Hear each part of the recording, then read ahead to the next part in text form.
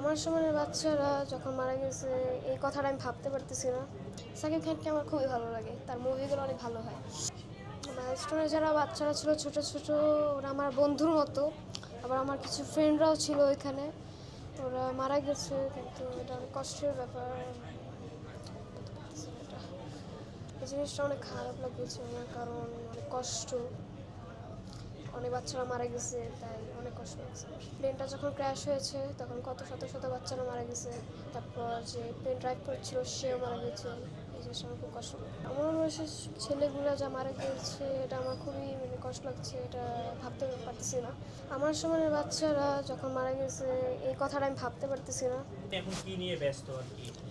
আমি এখন নাটক, সিনেমা, ফটোশুট, র্যাম্প শো এগুলোতে খুবই ব্যস্ত। রিসেন্ট অনেকগুলো নাটক আসতেছে, আর টিভিসি।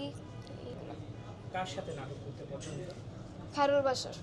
হ্যাঁ, খায়রুল বাসার একবার আমাকে কোলে নিয়েছিল, আমাকে অনেক কিছু খাইয়েছিল, কারণ গোলাপ খাচ্ছিলাম আমরা, এবং অনেকগুলো স্মৃতি আছে। কে বেটার, খায়রুল বাশার নাকি আরফান নিশো? তুমি তো আরফান নিশোর সাথেও অভিনয় করেছো। দুইজনই। আর যদি বলি বড় হলে কি হবে? বড় হলে একজন বড় নায়ক হব।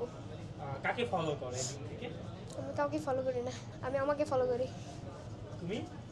আমি নিজেকে নিজে ফলো করি। তোমার মধ্যে এমন কি আছে যেটা ফলো করার মতো? এটা অনেক কিছু আছে, কি আছে? ট্যালেন্ট আছে আমার মধ্যে। তার মানে কি তোমাকে অনেকে ফলো করে? অবশ্যই। তাই না? আচ্ছা, সাকিব খানকে আমার খুবই ভালো লাগে, তার মুভিগুলো অনেক ভালো হয়। কি দেখেছো তার মধ্যে? তার মুভি তাণ্ডব, বরবাদ, তুফান, এরকম আরও মুভি দেখেছি।